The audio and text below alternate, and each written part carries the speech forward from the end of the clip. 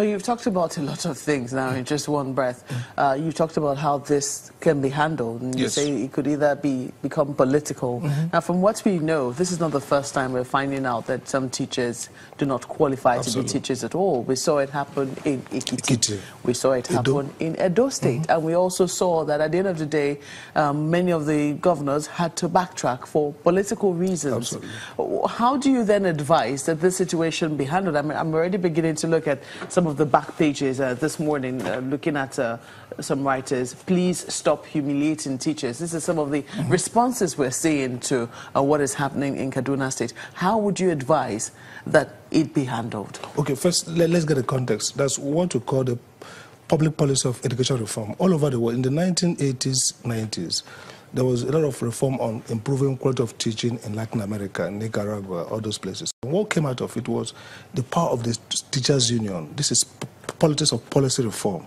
So this policy, reforming education, creates winner-loser. First, people may lose their job because they're not competent or they can't face up. Okay, we saw it with testing. When even the U.S., when reformers advocate for testing of teachers, what has just happened, we saw pushback by teachers' union, and that's the whole policy of trade unionism. They want to secure those in the job, optimize their welfare as against perhaps the public. Now, what should the government do? First and foremost, government should do two things. First is recognize that what we want to achieve, we want to improve our education sector.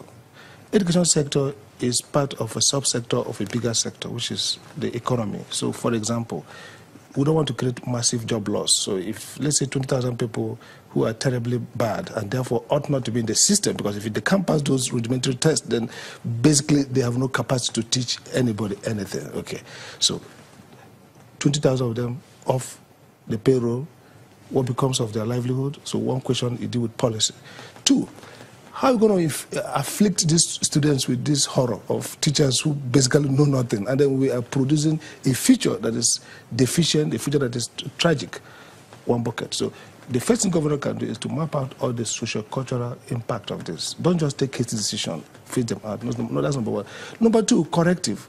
The state's job is to see this as victims. These people ought to have a livelihood, ought to have a basic education. If they can't teach, if they're not qualified to teach primary school students, what else are they qualified to even do? So the state should take interest in their welfare and say, can we retrain? Retraining is not assuming that they're already trained to this like basic training. You have to put them back to a process in which they are trained. Why should you do that? For two reasons. One, perhaps they'll come back to teach, okay? Two, is that you're also helping them to provide livelihood. Because it's not enough to say, yank them off the system. How are they going to survive? If they don't have the skill to do they have no skill to do trading. They have no skill to go into entrepreneurship, basically, because all those things are built upon a rudimentary framework of ethics, rudimentary framework of alphabets and, grammar. So, we have illiterate traders, some of them doing very well. Illiterate, good point. Those traders learned craft through the process. The fact that they didn't go to school, for example, I give you an example, people in the market, they can do a lot of numerics. They can count, they can add, they can subtract the points that they didn't go to formal schooling. But that job they learned become informal schooling for them.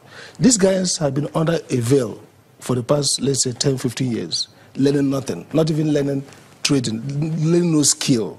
So reskilling is number one, whether it's to go and learn trade, whether it's to remain in the education sector, is number one policy. And the government that does not, you see, back to Latin America, what happened with that period was that some knee-jerk responses, people who came with the reformers say, you know what, yank them off, look at the cost, you are spending money, paying people who are not producing value, we take them off. And that elicited strong political pushback, and those reforms collapsed. Now, what we've learned from all these failures is that you have to do reform in a way, people use the word human face, but in a way that's actually socially rewarding, in a way that creates better socioeconomic impact. So first thing is, take these people as victims. And if they are victims, how do we address their problem? In Kwara State, for example, when Saraki was there was the same issue. They initiated a policy of retraining, even gave motorcycle to some of the teachers who went around those districts teaching them, helping those teachers to come to speed. And after 2-3 years, you administer a new test and you see significant improvement.